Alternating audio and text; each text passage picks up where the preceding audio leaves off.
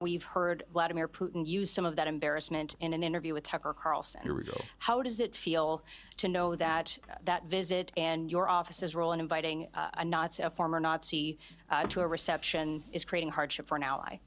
Vladimir Putin chose to invade a neighboring sovereign country, violating the rights, the sovereignty, the territorial integrity of Ukraine. You helped violate the Minsk Accord with Operation Unifier. Safety, the security of 2014, look it up. living in democracy, in free democracies around the world. He will, of course, use whatever propaganda he can engage in. But I can tell you, Canadians will not be fooled.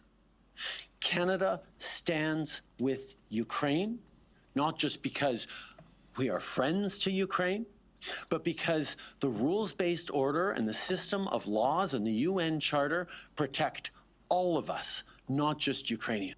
You violated the Minsk Accord. You violated a ceasefire. You helped Ukraine violate the ceasefire by funding separatists. The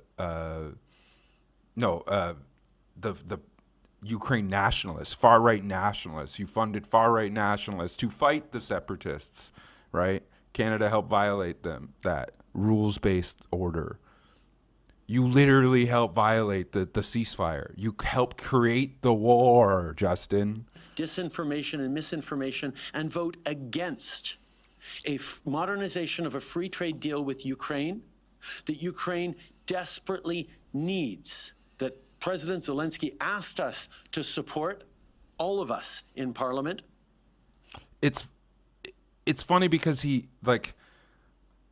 the only reason that they're so in need of it is because of the war, right? And so this is how globalization works. They destabilize a country that they were dying to get into for capital development. Now that, it's crumbled and there's no ability to defend itself against globalization and, international capital is going to come in and, pick up all the pieces, because that's the predetermined solution that's the reason is they wanted to globalize Ukraine, which was a backwater that was sitting on, for better or worse, sitting on a very aristocratic system that probably wasn't very fair. I'm not siding with Putin here, right? But when you know that Putin is going to be aggressive like that and you keep poking the bear,